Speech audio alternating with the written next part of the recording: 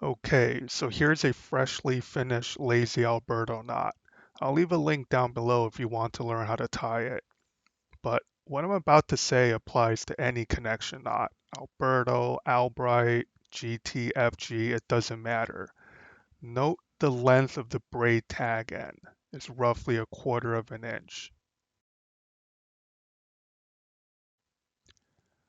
Now here's the same knot after a couple of fishing trips. See how that braid fluffs up after knocking through the guides all day? The individual strands unweave completely, and if you cut your braid tag end too short, some of those fibers will work their way out of the knot, unraveling the whole thing. Keeping that tag end long prevents that from happening, and this is the number one reason people experience random failures on these connection knots. Now, here I'm going to show you exactly how I finished the lazy Alberto knot. Unlike the braid tag end, you want to cut your fluoro tag end completely flush. To do that, without nicking the braid or fluoro in the process, you have to carefully isolate the fluoro tag end.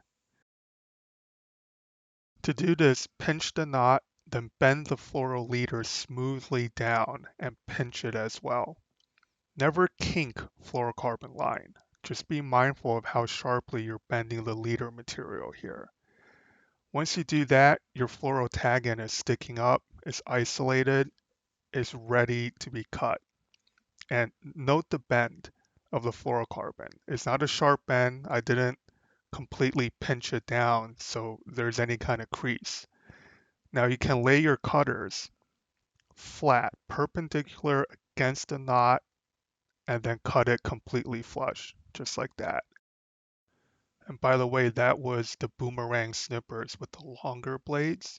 I'll leave a link to that down below. I've had the same pair for the last 8 years or so. Excellent braid cutter.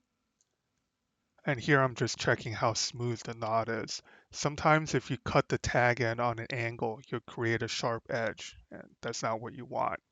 And here's the reason you cut your fluoro tag end completely flush, so the braid doesn't loop around and catch it. If it does, you'll end up with the blow-by knot in the guides, and that can ruin a cast or worse. There you can see the length of the braid tag end. That's probably about 1/4 inch. I generally leave it about that length, and as you saw earlier, the reason for that is basically you want it to fluff up. All right, braid is going to fluff up. You don't want to hit it with the lighter. That's not going to last. Once you cast a few hundred casts hard through your guides, whatever you do, that braid is going to separate. There's nothing holding that weave together. And when it does, you want enough length in the braid tag end to prevent any of those fibers from working its way out of the knot.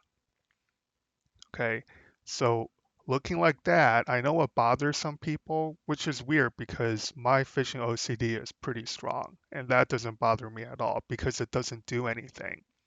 There's no resistance there going through the guides.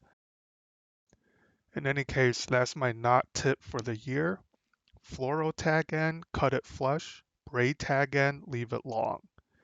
Okay, thanks for watching guys, and I'll see you on the next one.